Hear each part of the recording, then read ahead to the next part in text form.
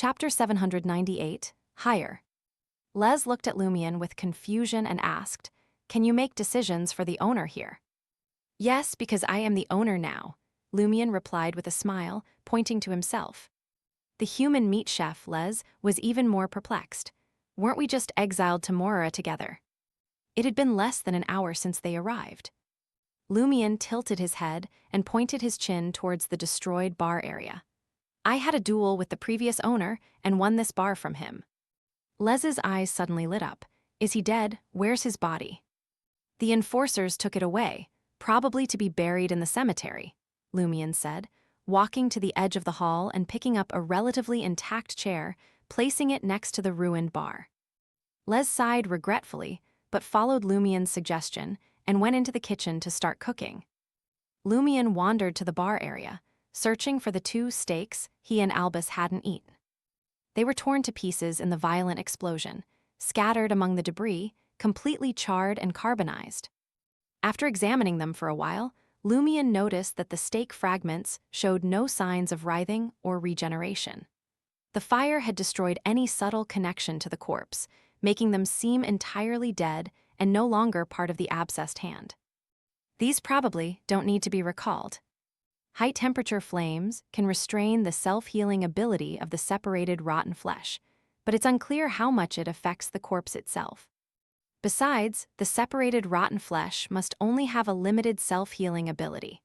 Otherwise, each piece could grow into a new hand bro, and there'd be no need for hand bro to find the whole corpse. After pondering for a while, Lumion brought over a small overturned round table from the edge of the hall and placed it next to the chair. He sat down, patiently waiting for Les to prepare lunch.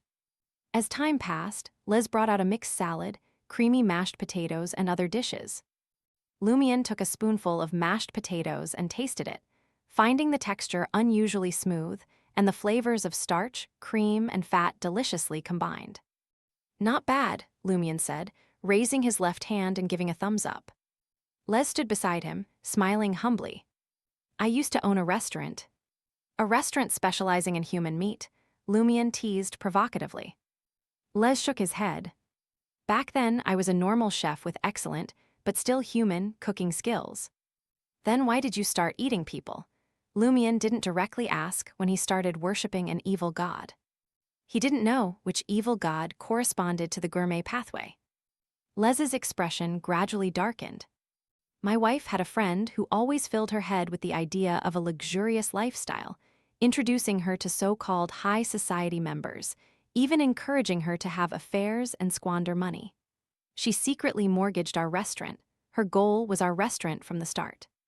After losing the restaurant, that friend stopped associating with my wife. My wife finally came to her senses but was too weak.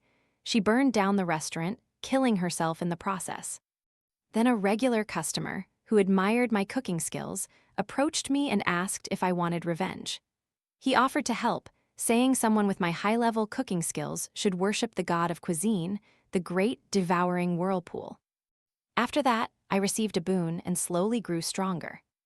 After becoming a true chef, I found that woman and made her into the most satisfying meal of my life.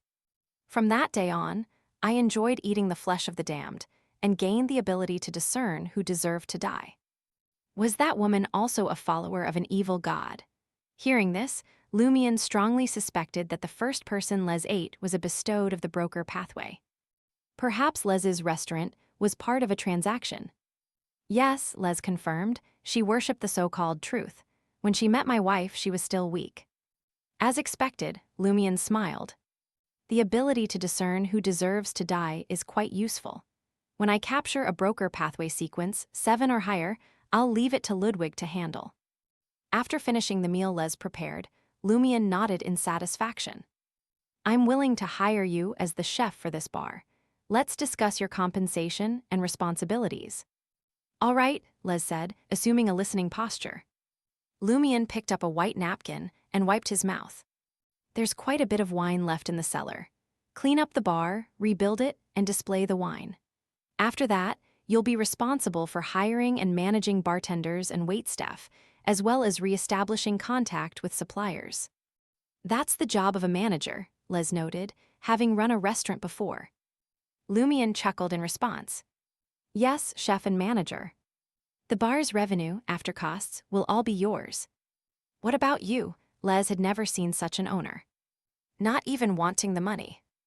Lumian stood up, stretching his body, and casually said, You'll be responsible for my meals, cleaning my room, and if there are special ingredients, making dishes or cocktails that give me the corresponding traits.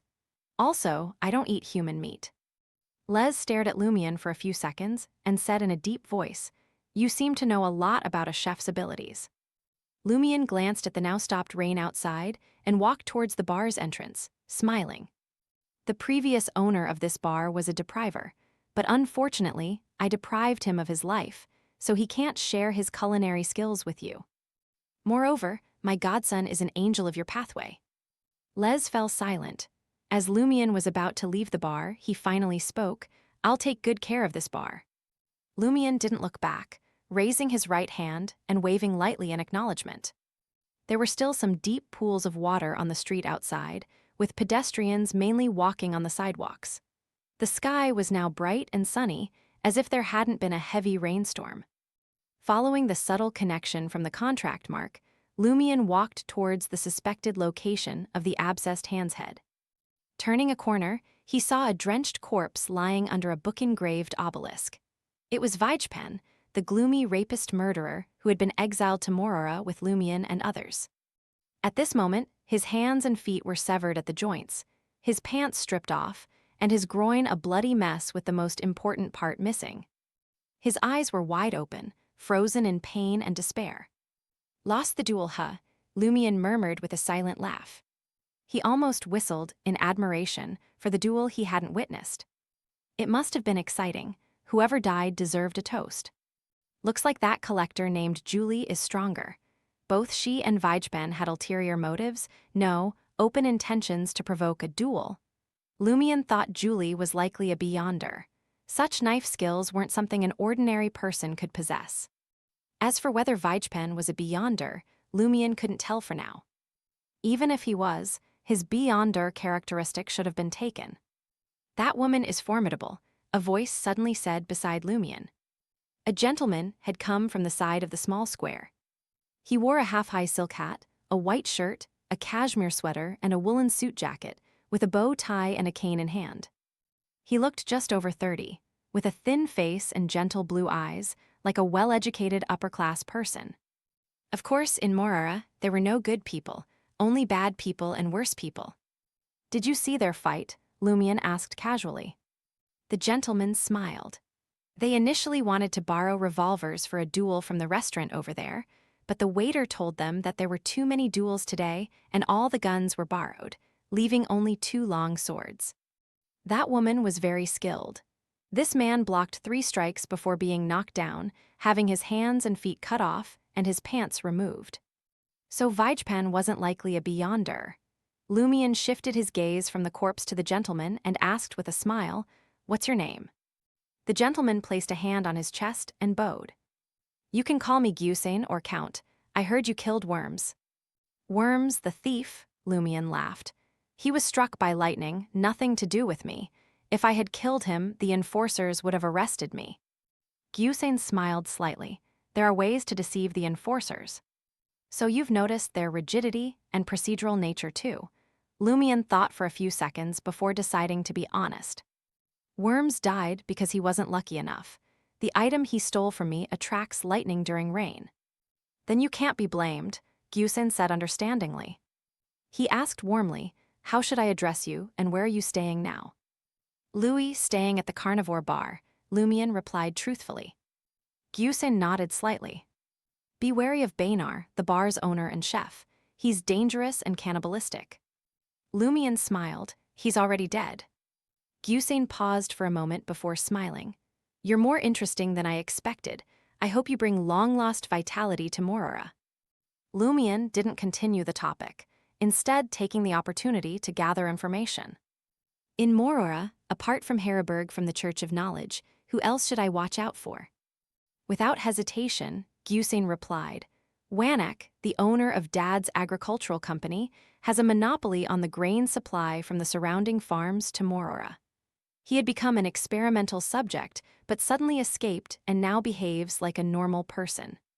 He is the most dangerous one in Morara. Can someone really return to normal after becoming an experimental subject? And the Church of Knowledge didn't do anything about Wanak leaving the experimental group? This is exactly what I need. Lumion thought to himself and nodded. Who is the second most dangerous person in Morora? Gyusen's smile remained unchanged as he answered, They say it's me.